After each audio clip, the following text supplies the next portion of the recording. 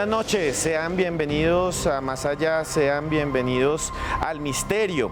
En las últimas semanas hemos visto imágenes estremecedoras de atentados en Europa, atentados en Estados Unidos, también problemas raciales, problemas que se dan entre personas que viven en el sur de los Estados Unidos. Sabían que estas cosas habían sucedido durante todo el siglo XX y que parecía que ya se habían extinto. Lo que ha pasado en las últimas semanas no tiene antecedente en los 40 años que han recorrido desde el surgimiento de las Naciones Unidas hasta hoy. ¿Y de qué se trata esto? Se trata de agrupaciones que están bajo la ley y que al mismo tiempo se ocultan, se trata de grandes conspiraciones o también se trata de ocultismo, de símbolos mágicos y de símbolos extraños que aparecen en los libros desde hace milenios. Esta noche en Más Allá les hablaremos de las organizaciones secretas supremacistas.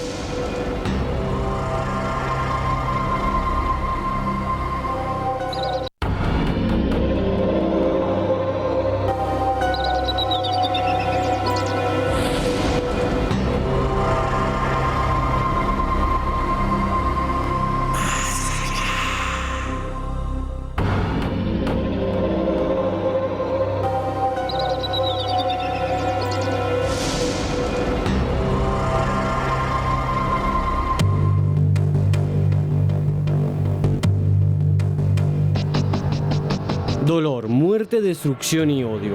Holocaustos y masacres creados por un pensamiento sustentado en la discriminación y el prejuicio. Una abominación contra la que no existe más cura que la educación y a la que llamamos racismo. Fundamentos que sustentaron la esclavización de pueblos por parte de imperios europeos que generaron desplazamientos y tragedias irreparables, como la sucedida en septiembre de 1781, cuando Luke Collingwood, el capitán del barco Sunk, que llevaba 442 esclavos y una tripulación de 17 miembros, se dio cuenta de que había cometido un error de cálculo y llegaría 2 meses tarde a su destino.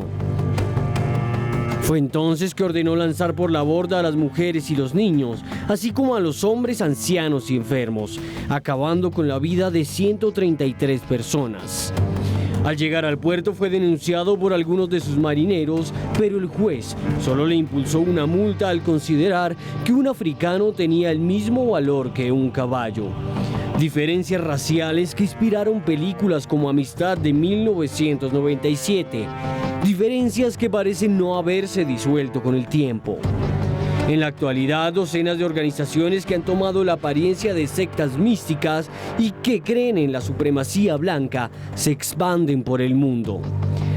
La Hermandad Aria, Combat 18, Blood and Honor, Hammerskin y el temible Ku Klux Klan son apenas un puñado de sus denominaciones. Cofradías que inspiran a millones al crimen, como Dylan Roof, un joven de 21 años quien en junio de 2015 entró a una iglesia afroamericana en Charleston, Carolina del Sur, y asesinó a 9 personas. Días después, la policía encontró docenas de fotografías que le mostraban rodeado de símbolos esotéricos y racistas ligados al Ku Klux Klan. Pero, ¿es posible que se desate una guerra racial de escala global? ¿Qué es el Ku Klux Klan y cuáles son sus creencias? Prepárese a sumergirse esta noche en los misterios de las sectas más letales de los últimos años.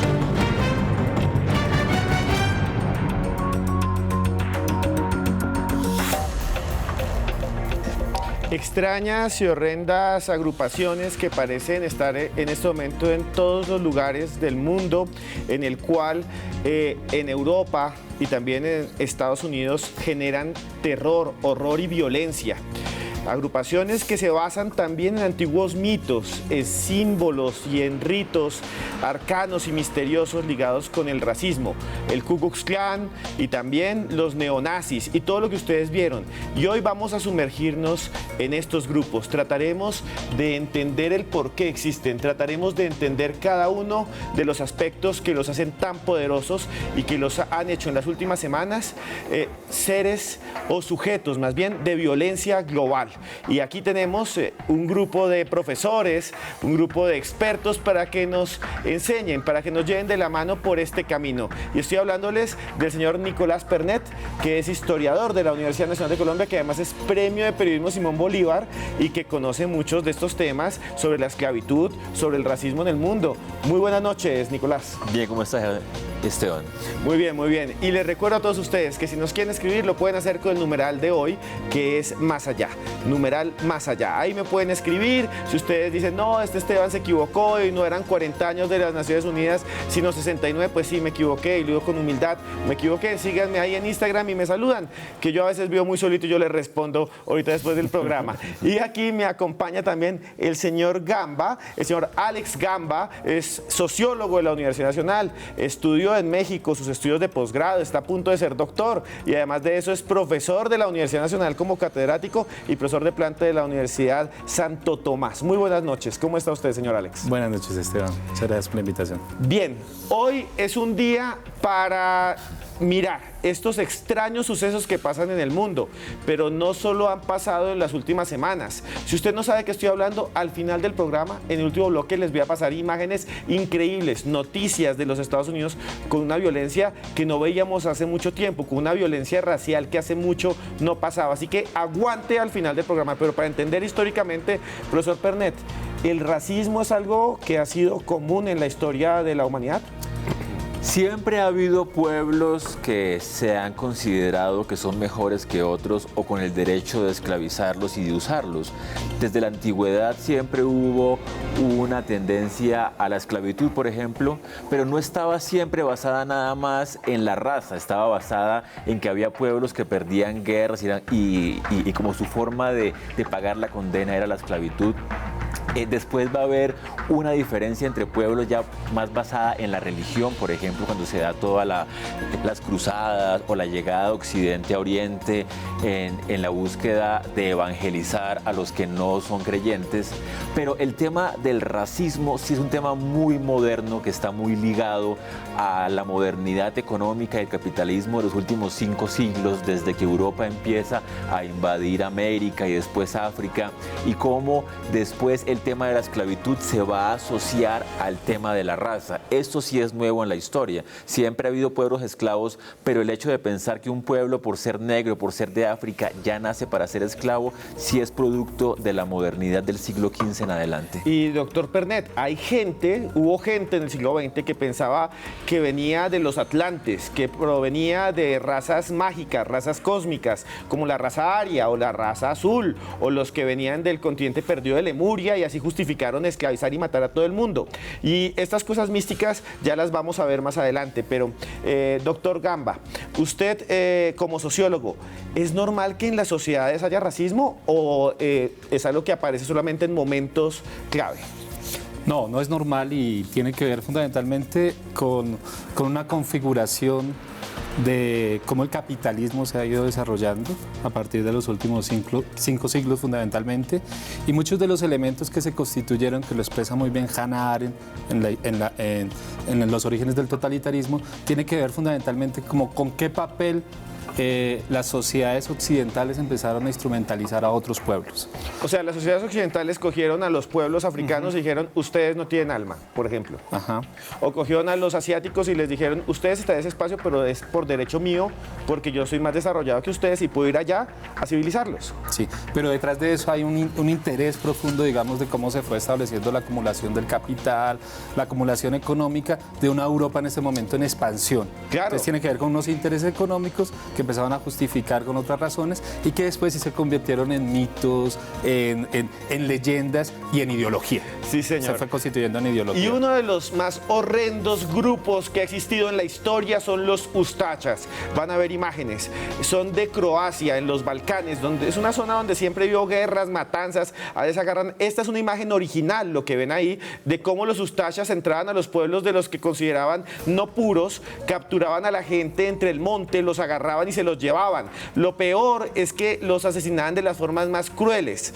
Eran muchos de ellos sacerdotes. Vean aquí, esta es la imagen de cómo cogen a alguien y le toman fotos antes de serrucharle la cabeza y después brindaban. Estos son los Ustasha de Croacia. Eran tan temibles, estos son gente que les hacían cavar sus propias tumbas y después los asesinaban y ahí mismo los enterraban. Y tenían símbolos como estos, que eran símbolos que ellos consideraban que tenían poder, que gracias a esos símbolos no los iban a matar, como aquí cuando a la gente supuestamente la rezan. Ellos pensaban que eran la raza superior, aquí se están llevando a la gente. Eran tan temibles, escuchen bien esto, que los nazis, el mismo Himmler, que era el que dirigía las SS, le dijo a Hitler en un telegrama: son unas bestias. Hay que acabar con ellos después de la guerra porque no le sirve a Alemania tener gente tan sangrienta y tan violenta como en esta foto que ellos mismos se tomaron antes de decapitar a un prisionero. Y tomaban en cáliz, como este que ven ahí, en cáliz de cobre, que supuestamente eran mágicos y la mayoría, es muy triste, eran sacerdotes católicos. ¿Qué podemos hablar de los Ustasha y de por qué llegan a tanta crueldad? Señor Gamba, ¿cómo la sociedad puede llegar a tanta crueldad o cómo históricamente se puede llegar a tanta crueldad, señor Pernet? Bueno, la zona de los Balcanes siempre ha sido una zona muy problemática entre diferentes reinos que han intentado imponerse en la zona que después fue Yugoslavia. Como cada uno de estos reinos tuvo un tiempo de supremacía en la región, luego muchas guerras balcánicas van a basarse en estos reinos tratando de imponer de nuevo su poder. Y los Ustasha fue justamente la expresión de esa nostalgia croata por la supremacía dentro de los Balcanes y además ligado a la idea de que los croatas se consideraban que venían de los pueblos germanos, que estaban más cerca de los germanos que de los eslavos. Europa, aunque uno la vea muy parecida, toda la gente muy parecida, entre ellos mismos siempre ha habido mucha diferencia entre los eslavos, los judíos, los germanos. Y en los Balcanes justamente la supremacía croata se va a imponer por medio de esta banda que empezó como un grupo armado y que luego al llegar los nazis en la Segunda Guerra Mundial van a convertirse en sus aliados y por ende van a ganar mucho poder en toda la región. Doctor Gamba, ¿usted está de acuerdo con esto que dice el profesor Pernet? Y en la sociedad, ¿cómo una sociedad produce un grupo que decapita gente y se toma fotos con eso? O sea, aquí hay un elemento muy importante y es el culto a la nación. Ellos se constituyeron sobre un fundamento de un culto de la nación, de la llamada nación croata, en donde los enemigos eran los judíos, los gitanos, la minoría serbia y los bolcheviques, y en últimas los grupos comunistas. Y a partir de este culto a la nación, de este patriotismo exacerbado, empezaron a justificar la idea de la limpieza étnica, la idea de la unificación racial, hasta intentar constituir un estado de una sola raza. Y a partir de ahí pues justificaron todos estos exabruptos. Lo que tú mencionabas, Esteban, en relación al vínculo tan fuerte con sectores de la Iglesia Católica, les dio de alguna manera cierta legitimidad entre ciertos sectores sociales y en últimas era la idea de la constitución de esa nación croata y expulsar a los diferentes y sobre todo un intento de exterminio a los serbios, que fue lo que se empezó a plantear ahí. Terrible lo que sucedió. Temorizaban a los nazis estaban espeluznados, existe la palabra, horrorizados con lo que hacían los Ustasha, maldita sea. Entonces, eran una banda que perseguía a los que no eran como ellos y los exterminaban. Volvemos después de comerciales y les vamos a contar sobre el misticismo nazi, sobre una organización que pensaba que había una raza superior, la raza aria, y de dónde salió esa filosofía y esa teosofía. Volvemos aquí en Más Allá, después de estos breves comerciales.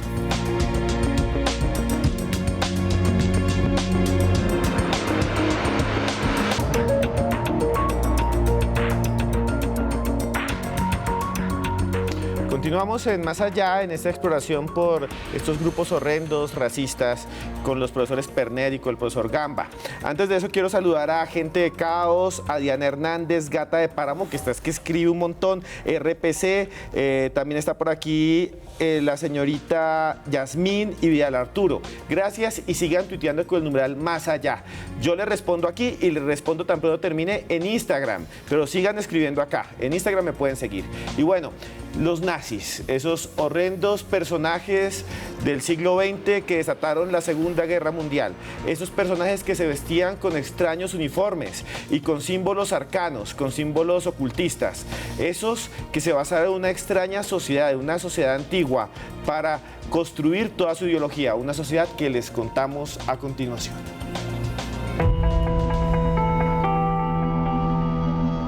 Existe una extraña conexión entre los grupos racistas y el pensamiento místico. Sociedades secretas, rituales paganos, símbolos mágicos y creencias basadas en criaturas sobrenaturales se adhieren a su ideología. Como la Sociedad Thule, un grupo ocultista fundado por Rudolf von Sebottendorf en 1918.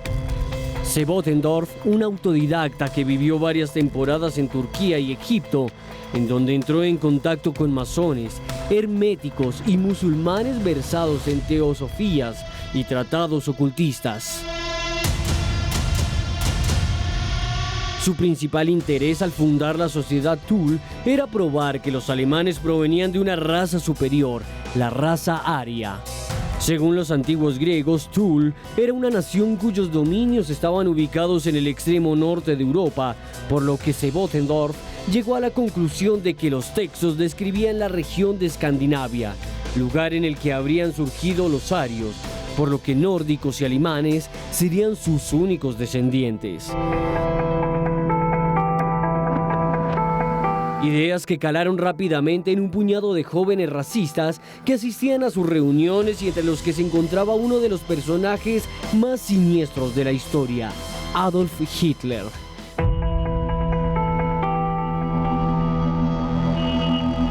Utilizando las especulaciones de la Sociedad Thule, Hitler y los nazis persiguieron y asesinaron a millones de judíos, rusos y gitanos, desatando uno de los holocaustos más horrendos de la historia, la Segunda Guerra Mundial.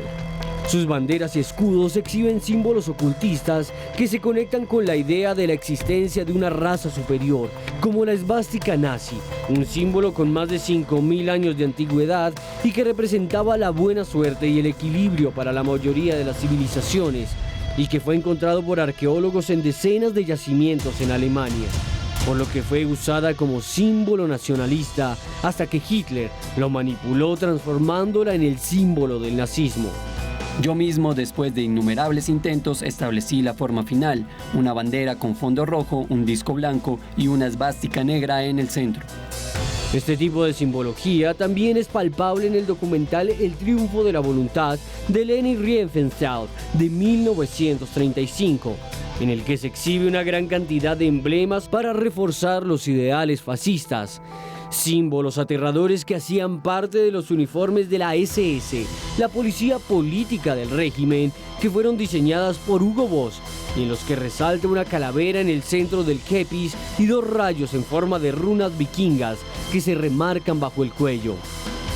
Uniformes que servían para atemorizar y destruir, símbolos mágicos y místicos, usados para sostener la absurda idea de la existencia de una raza superior, una idea que tristemente continúa vigente en algunos lugares del planeta.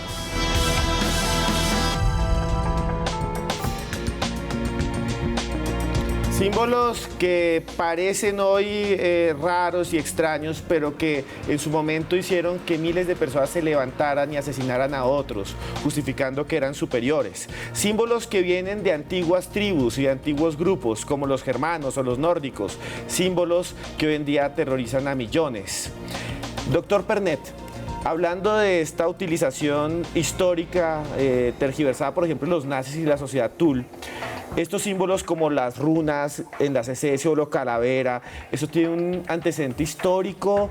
¿Por qué los usaban? ¿Cómo se constituyeron ellos en un grupo que se basaba en la idea de que había una raza superior, por ejemplo? Bueno, hay que recordar que el contexto del momento fue la de una Alemania que venía de perder la guerra mundial, la Primera Guerra Mundial. Y obviamente todo imperio que se ha impuesto en la historia lo ha hecho con la idea de que es superior, es mejor a los demás.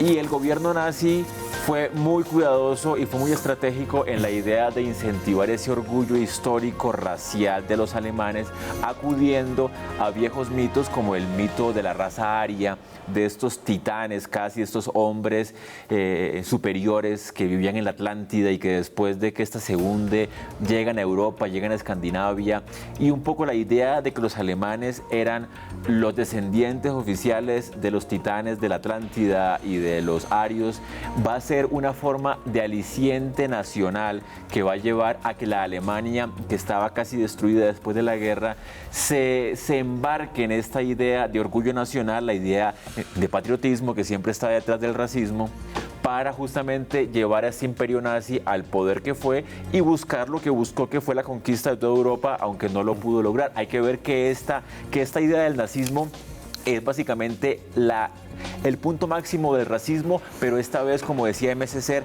en el corazón de Europa. Mire, doctor Pernet, rápidamente, decían que Hitler, y hay documentos que lo prueban, estaba obsesionado con hacer ritos. Que él también había ordenado buscar, por ejemplo, reliquias sagradas. La lanza de Longinos con la que mataron a Jesús, por ejemplo. El Arca de la Alianza, que sale en una película de Steven Spielberg, que es Indiana Jones. Pero realmente sí, buscaba los clavos de Cristo, incluso buscaba el martillo de Odín y un montón de cosas.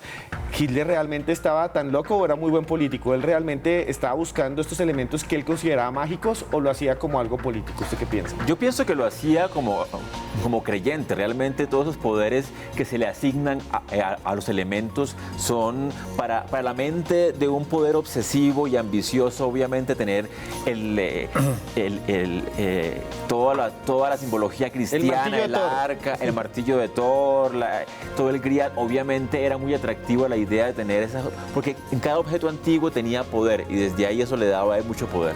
Doctor Gamba, ¿usted piensa, como dice el profesor Pernet, que Hitler buscaba esto como una forma de justificarse superior y tener esos elementos, o también una forma de decirle al pueblo que él tenía la razón? ¿Cómo se construye esa idea de raza superior? Lo que pasa es que para Alemania es la síntesis de los 500 años de diferentes holocaustos, de todas las invasiones a las colonias, pero ya al interior de Europa. Y para justificar eso se requería un gran mito realmente de raza superior, un mito que no solamente para el pueblo alemán, sino inclusive para otras naciones que se le sumaran. Entonces, en esa idea de mito, de gran justificación, era lo que le permitía emprender en últimas lo que fue una masacre generalizada en el Holocausto. ¿Cómo justificar, sino más, de otra manera, sino a través, si se quiere, como de un designio divino? Entonces, posiblemente Hitler sí era creyente, hay historiadores que lo plantean, otros biógrafos que no, pero esencialmente lo importante es cómo el nazismo instrumentalizó esos mitos, esa idea de raza superior, esa idea de designio frente a la historia para justamente movilizar a gran parte del pueblo alemán y otros pueblos en función de emprender un genocidio en el centro de Europa y hacia el resto del mundo. Doctor Gamba, hay una cosa muy loca aquí. O sea, si uno ve los uniformes de las SS, tiene una calavera en la cabeza y tiene aquí unos rayos que dicen SS, pero realmente son rayos basados en las runas vikingas. ¿Por qué los hacían? ¿Para atemorizar a otros la calavera? ¿O es que ellos se consideran, como dicen muchos, la orden de la calavera sagrada de la raza aria? ¿Usted qué piensa de esto? No, tenía que ver con justamente lo que estábamos hablando, ¿no? Esta idea de poner en el centro del poder político elementos sagrados que justificaran ese despliegue de violencia sistemática. Entonces tenía que ver con eso fundamentalmente y efectivamente muchos empezaron a creerse eso. Se estaba planteando inclusive crear una religión, las de la SS tenían unos niveles de iniciación en unas prácticas religiosas propias, es decir, había una síntesis de diferentes elementos y realmente sí creían, digamos, en lo de la raza pura y en lo de la superioridad de la raza aria, en eso sí creían. ¿Existe una raza pura, señor historiador? ¿Una raza superior a todas? No la hay y además cada vez más la genética muestra que hasta el blanco más blanco o el negro más negro tiene mezcla de todas las razas y de todos los colores. O sea que ya no se trata nada más de elementos históricos, sino de elementos científicos que cada vez demuestran más que todos somos una mezcla de diferentes razas. Pero obviamente la ciencia no está en su mejor época y si no creen en el cambio climático, no creen tampoco en la genética de la igualdad. No, pero es que es impresionante. Vean, los nazis utilizaban la esvástica, utilizaban las runas vikingas y también tienen un montón de premios, como la Cruz de Hierro, el Águila de Hierro, que eran símbolos que vienen de las antiguas tradiciones de los antiguos invasores que eran los germanos. Pero históricamente los tatarabuelos de ellos eran considerados los bárbaros por los romanos, ¿o no? Claro, eran todos los pueblos bárbaros del norte fueron los que llegaron a invadir Roma, que era el gran centro de civilización. Y ellos van a decir después que son la raza superior. Para justificarse superior, por ejemplo, la raza aria, tienen que colocar cosas como las que vimos, místicas, símbolos y demás. Pero aparte de eso, también matan y asesinan. ¿Por qué matar y asesinar? ¿Por qué destruir al otro? ¿Eso es para volverse o sentirse ellos superiores o simplemente era algo de política de exterminio y mostrar poder? Hay varios momentos, ¿no? El primer momento, recordemos que el fenómeno nazi es fruto de un proceso de políticas de austeridad en Europa, en donde hay bastante desempleo, etcétera. Se justifican entonces como los salvadores de esa crisis económica que se planteaban, y para eso empiezan a movilizar a sectores muy pobres, a sectores obreros, y acuden ya no tanto a los argumentos como hacían los bolcheviques, la izquierda, sino fundamentalmente a sensaciones emocionales. Y esas sensaciones emocionales empezaron a mover la identidad de que efectivamente ellos eran una raza superior que estaba siendo victimizada por las potencias occidentales. Bien, no hay razas superiores, pero hay comerciales. Y tienen que escribir ustedes con el numeral más allá, y está que escribe un montón de gente. Un saludo a Isabela Torrenegra. Ya volvemos porque vamos a entrar al Ku Klux Klan. Vimos los nazis, pero lo mejor está por venir, el más allá.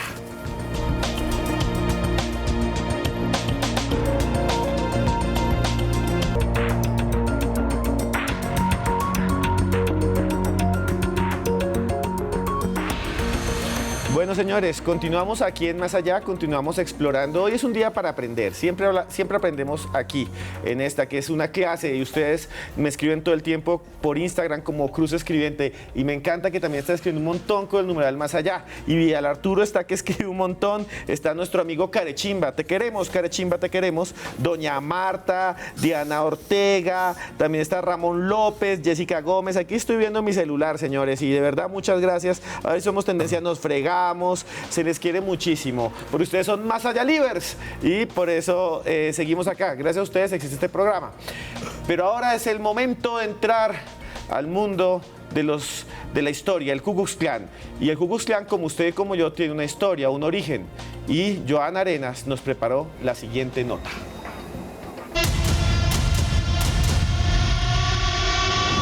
Su nombre causa miedo, temor y pánico. Una cofradía secreta surgida hace casi 200 años y que sigue reptando en las sombras de la ignorancia y la injusticia. Un grupo que raya en la delincuencia que se autodenomina Ku Klux Klan. Una hermandad cuyo origen se remonta a la Guerra Civil de Estados Unidos, pero a pesar de que las operaciones criminales del clan parecieran cosa del pasado, su accionar se hizo sentir durante todo el siglo XX. Estos acontecimientos han sido retratados en películas como Mississippi en Llamas de 1988, dirigida por Alan Parker, basada en acontecimientos reales. El filme cuenta la historia de la desaparición de activistas norteamericanos de los derechos civiles por parte de miembros radicales del Ku Klux Klan. En las últimas décadas, el clan parece haber desaparecido. Sin embargo, su carácter ocultista parece ser su mejor arma, una amenaza latente, una conspiración acechante. Lo cierto es que en la actualidad, grupos como el Ku Klux Klan son una inquietante realidad.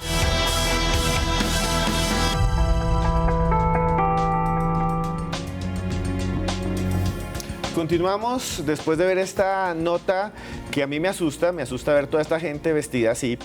Y para contarnos la historia de dónde viene el Ku Klux Klan, nada más que preguntarle al doctor Pernet, que sabe mucho, de dónde salió el Ku Klux Klan, de dónde salió esta gente con gorros blancos, quemando cruces, ahí buscando gente para matarla. ¿De dónde salió esa gente?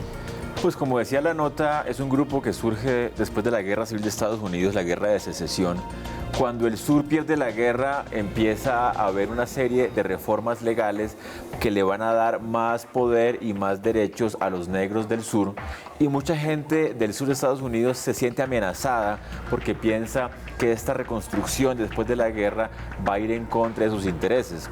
Este grupo empieza como una especie casi que de cofradía de universitarios que se visten de blanco justamente para asustarte, como dijiste ahora, porque van a jugar a ser los fantasmas de los soldados confederados que mueren en la guerra civil, que luego se le aparecen a los negros para espantarlos justamente, para que dejaran su tierra, para que dejaran sus fincas, para que no votaran, porque además una de las consecuencias de la guerra civil fue que los negros van a votar en Estados Unidos. Así que es una especie de logia secreta, de secta secreta que surge para que los negros no consigan el poder que se ganaron en la guerra civil. O sea, se visten de blanco es porque, así como tengo el morraco aquí atrás, se visten es porque quieren aparecer como fantasmas de los soldados perdedores de la guerra. Sí, claro, o sea, toda la simbología de las batas blancas, los caballos estaban vestidos de blanco, un poco la idea también de la cruz en llamas era una escena teatral que se hacía para que la gente le tuviera miedo a esa cruz en llamas tan grande. Entonces toda esta parafernalia que remite a muchos ritos cristianos, a ritos celtas, a ritos nórdicos, también tiene sobre todo una función muy teatral para el Ku Klux Klan. ¿Está de acuerdo, doctor Gamba? ¿Algo que decir sobre esta estructura que va a tener el Klan y por qué se produce? Sí, no, se produce fundamentalmente por una... Muchos de los que los dirigían eran antiguos soldados, antiguos militares, es decir, ahí hay un tema de se perdió la guerra, pero continuamos la guerra. Y es un intento de continuación de la guerra racial en Estados Unidos, pese a que la guerra civil pues los ganaron los que defendieron la abolición de la esclavitud. Y en ese sentido es un intento de seguir administrando el miedo frente a la población afrodescendiente, afroamericana. Fundamentalmente era una estructura de miedo permanente y de establecer en últimas que si bien las reformas legales se habían dado, las reformas sociales estaban en veremos. Y de hecho el Ku Klux Klan, bueno, termina la guerra y después aparece el fenómeno de Martin Luther King en la década de los 60 y lo que demuestra es que el Ku Klux Klan es ese reflejo claro de una sociedad donde la guerra racial continúa. No solamente continúa. Es decir, hay sectores completos de la sociedad norteamericana que creen que Estados Unidos debe ser una nación solamente blanca. Y el Ku Klux Klan representa ese intenta como de cruzada, ¿no? Una pregunta que le hago. Hay un montón de gente en este momento convencida de que son la raza superior porque son blancos en Estados Unidos, que están armados y que se están preparando para una guerra. Sí, hay muchísimos. En este momento se habla de los supremacistas blancos. Las cifras son impresionantes. Se habla que hay 1.600 grupos de supremacía blanca en todo Estados Unidos, en prácticamente todos los estados, con armas, con organizaciones, algunos con sectores intelectuales, otros con una base obrera muy fuerte. Es decir, estamos hablando que la presencia de la confrontación racial que están planteando estos grupos de supremacía blanca está en un auge en este momento en Estados Unidos. Bueno, señores, pero Joan Arenas se puso a investigar sobre los símbolos que utilizan estas organizaciones y aquí preparó la nota que yo quiero que ustedes comenten con el numeral más allá y que la miren con cuidado porque nos muestra un aspecto insospechado de los supremacistas blancos norteamericanos. Grupos supremacistas como el Ku Klux Klan se valen de arcanos y extraños símbolos. Símbolos como la cruz flechada, usada por los miembros de la Nación Aria, un grupo radical de base popular que abunda en las cárceles de los Estados Unidos y que se basa en una antigua insignia fascista húngara. O tatuajes como este que muestran la frase 14 words, que hace referencia al eslogan supremacista que traduce: nosotros aseguramos la existencia de nuestra gente y el futuro de los niños blancos. ¿Cuál es el papel de estos símbolos y su significado? Aira Sol Huertas responde la pregunta. Tomando que estos símbolos son místicos, los grupos racistas quieren instaurar un sistema de creencias, unos valores a las sociedades por medio de, digámoslo así, ritos que son actuaciones que tratan de naturalizar esto. Factores que, entre otros, hacen que se expandan más fácilmente estos grupos racistas en la sociedad. El origen y la ampliación de estos grupos racistas o el racismo se va a presentar por medio de discursos ya establecidos o estructuras violentas ya establecidos en las sociedades, como tales como el nacionalismo y el patriotismo. Factores utilizados por el Ku Klux Klan y otros grupos para empoderarse y que han generado profundas controversias en las últimas décadas, como lo sucedido en noviembre de 2016, cuando William Aldrin Saint y Theo Martin Jackson, dos granjeros blancos sudafricanos, obligaron a uno de sus trabajadores negros a entrar en un ataúd mientras le gritaban que lo quemarían vivo.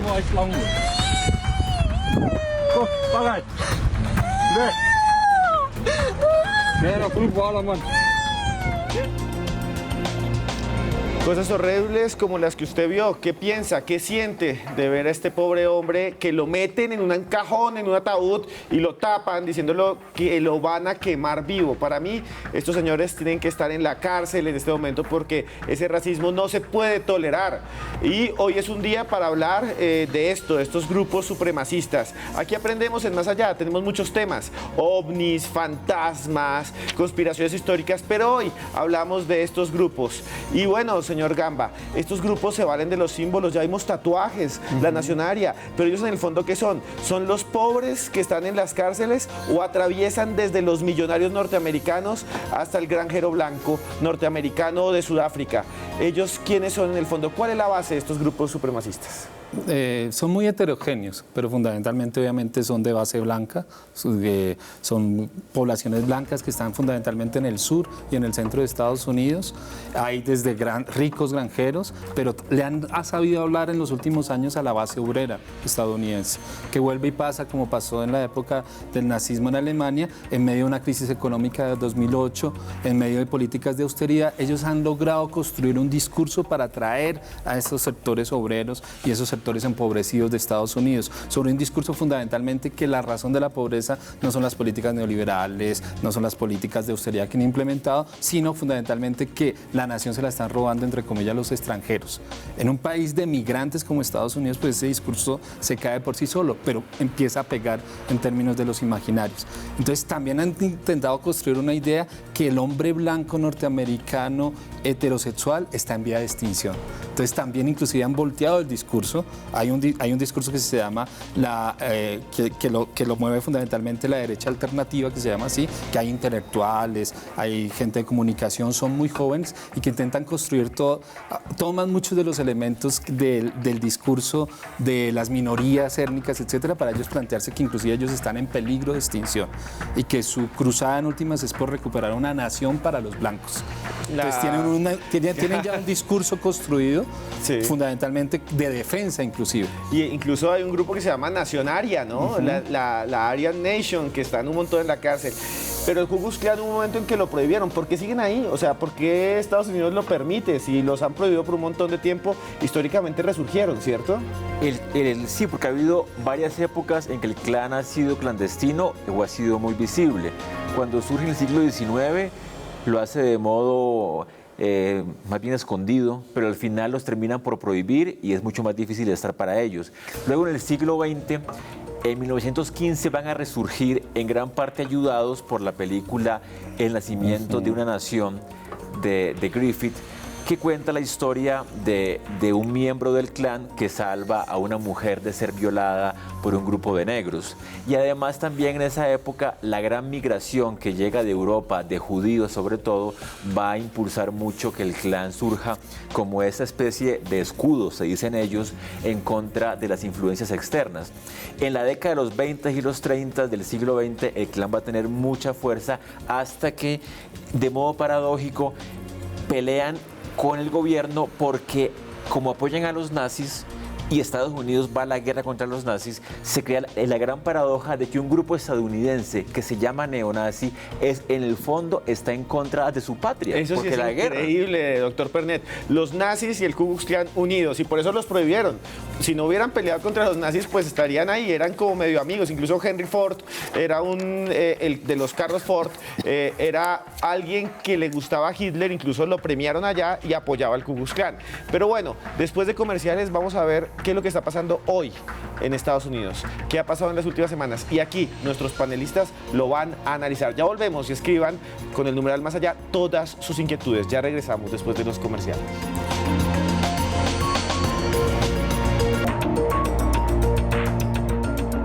Continuamos en Más Allá, en esta exploración por los grupos supremacistas, el misticismo y otras cosas. Y tenemos aquí, dentro de poco, a Joana Arenas, que se está arreglando, porque está en el estudio 47. Mientras llega ya, quisiera comentar y saludar a Fernando Montaña, a Justice Lish, a Gillette Daniel, a Alfonso, a Angie, a Andrea Jimena Campos, a Tulio Fernández. Te queremos, Tulio, te queremos. Sigue tuiteando con el numeral Más Allá, que es el de hoy. Y creo que ya está Joana. Aquí me avisan que Joana ya se ubicó desde la torre de Red Más, desde el estudio 47. Joana, muy buenas noches, ¿cómo está?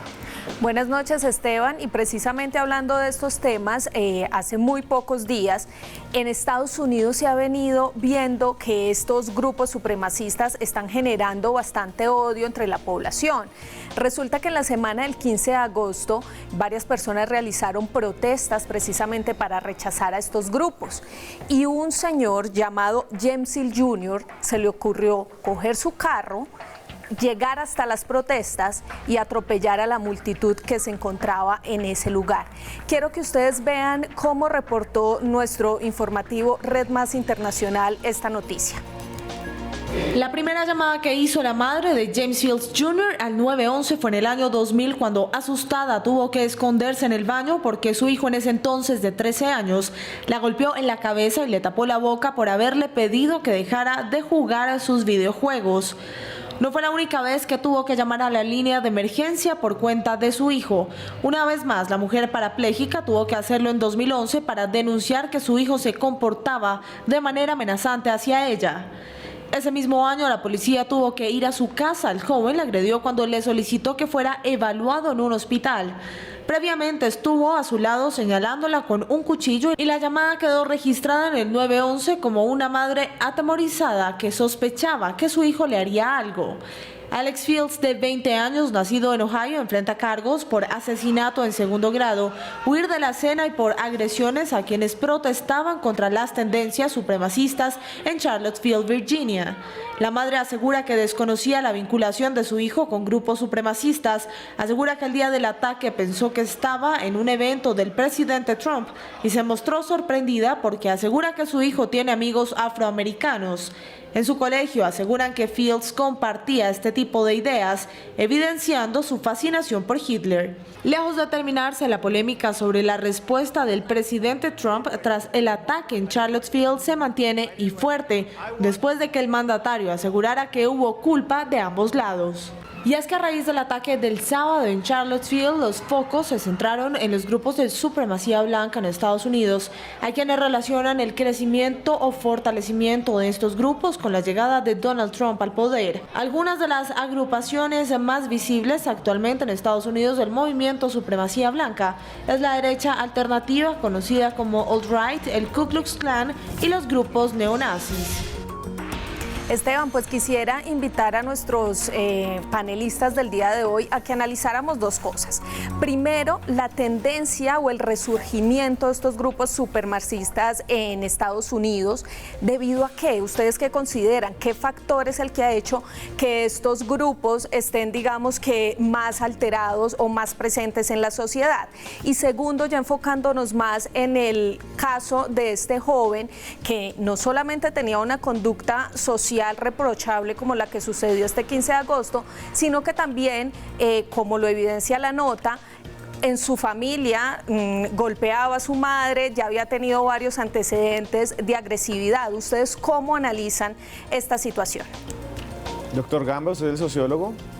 Sí, no, el tema del auge de estos grupos supremacistas blancos tiene que ver con varios factores. Como decía un poco, la crisis económica de 2008 fue como el espacio propicio para que discursos que intentaban explicar esta crisis en relación al odio al extranjero, al odio al migrante, tomaran mucha fuerza.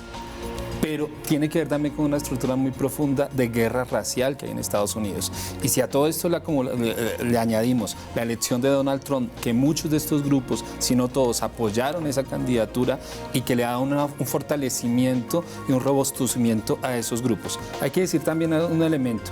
La primera enmienda de la Constitución de Estados Unidos establece la libertad de expresión, la libertad de opinión, y sobre eso se han basado muchos grupos, por ejemplo los neonazis, para poder hacer su propaganda de manera abierta, etc. En otros países, como en Alemania, está prohibida la propaganda nazi, en Estados Unidos no. Entonces tienen además un marco legal que de alguna manera les posibilita hacer la propaganda de manera abierta. Por ejemplo, en 1978 la Corte Suprema de Justicia estableció que podían hacer marchas con sus eslogan. Sí. Entonces estamos hablando de grupos que efectivamente muchos son como sociedades secretas, pero son legales, muchos de ellos. Doctor Pernet, ¿qué piensa usted de esto? Bueno, Estados Unidos tiene una tradición muy grande de conservatismo. Es que Estados Unidos, uno puede pensar que es muy liberal por lo que conoce de ciudades como Nueva York, como Los Ángeles, pero toda la parte central de Estados Unidos, todo el sur, todas las zonas más rurales, más pequeñas, son las ciudades que apoyaron la prohibición del alcohol, por ejemplo. Son ciudades muy conservadoras, están los cuáqueros, está toda esa historia realmente de un país que es bastante godo, bastante conservador. Y todos estos jóvenes de ahora son la expresión de una tradición que viene de la guerra civil. Lo que me impacta a mí es que todas la marcha de Charlottesville fue en contra del deseo de tumbar generales de la guerra civil, estatuas de la guerra civil. Iban con las banderitas de la Confederación. De un siglo y medio después, todavía la guerra civil sigue fuerte en Estados Unidos. Es como si aquí peleáramos por Nariño, por Torres, y fuéramos a las marchas por eso. Sí, como aquí fuéramos ahí a que la guerra de los 1000 días. ¿Sí? Todavía estuviéramos en eso. Sí. Bueno, como que allá no lo han superado mucho. Joana, nos tenía otra información impresionante, ¿no? Esteban, pero no solo esta situación del incidente de este joven que ocurrió en esta ciudad fue polémica, sino también las declaraciones que dio el presidente de Estados Unidos, indicando que no solo los grupos supremacistas tenían la culpa, sino también quienes habían salido a protestar. Así lo registró Red Más Internacional. Después de la concentración de nacionalistas blancos el sábado en Virginia, que terminó con una persona muerta y más de 30 heridos, Donald Trump aseguró que hubo responsabilidad de las dos partes. Well, I do think there's blame. Yes, I think there's blame on both sides. You look at both sides. I think there's blame on both sides, and I have no doubt about it. El senador republicano Marco Rubio le reclamó vía Twitter al mandatario por sus declaraciones. Señor presidente, no puede permitir que los supremacistas blancos compartan solo una parte de la culpa. Apoyan la idea que causa a la nación y al mundo tanto dolor. Estos grupos utilizan los mismos símbolos y los mismos argumentos que los nazis o el Ku Klux Klan, responsables de algunos de los peores crímenes contra la humanidad. Y no dudó en responsabilizar a los supremacistas del ataque. Los organizadores de los eventos que inspiraron y llevaron el ataque terrorista de Charlottesville son 100% culpables por una serie de razones. Describió la que consideró sería la reacción de los supremacistas luego de sus declaraciones. Los grupos de supremacistas blancos verán el 50% de la culpa como una victoria y no podemos permitir que ese viejo mal resucite. Marco Rubio parece no haberse equivocado en su apreciación. Él es David Duke, uno de los dirigentes del Ku Klux Klan, quien elogió a Donald Trump por su postura tras el ataque en Charlottesville. Gracias, presidente Trump, por su honestidad y coraje para decir la verdad sobre Charlottesville y condenar a los terroristas de izquierda del movimiento Black Lives Matter y antifascistas. Y defendió su ideología. Miles de negros mexicanos y judíos trabajan por sus propios intereses. Si los blancos se atreven a defender sus derechos, se llama supremacismo.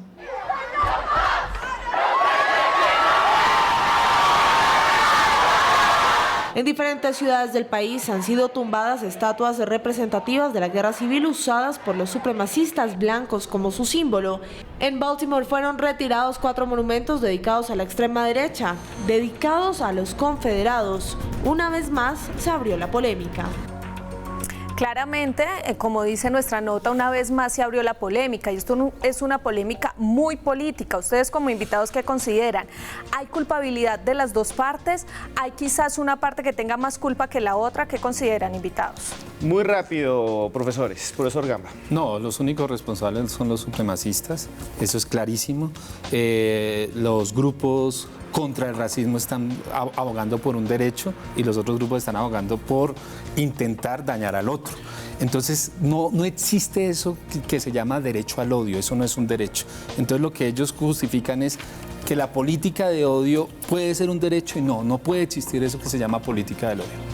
Bueno, muchas gracias, doctor Gamba. Doctor Pernet, ¿qué piensa usted? Ahí vimos a David Duke, el líder del Ku Klux Klan, que además parece un muñeco ahora, todo operado como con 50.000 cirugías en el rostro. ¿Qué piensa usted de lo que sale allí? Yo pienso que la historia va hacia un mundo cada vez más conectado, cada vez más mezclado, cada vez más mestizo. La globalización es un hecho inevitable y pensar que todavía es posible aislar países para no ser contaminados, entre comillas, por otros ya es imposible. Bueno, muchas gracias, Johanna. Yo sé que usted trabaja muy duro haciendo las notas y por allá yendo esos estudios tan grandes que tiene nuestro canal. Gracias por todo y nos vemos más adelante. Gracias, Esteban. Y bueno, ya saben ustedes que este es Más Allá. Hoy aprendimos, hoy estuvimos mirando otra perspectiva de la historia de los grupos secretos. Saben que pueden escribir con el numeral Más Allá. Y bueno, muchas gracias al doctor Pernet, al doctor Gamba. Nosotros nos vamos, nos vemos en 8 días y recuerden que por más lejos que andemos, siempre habrá un más allá.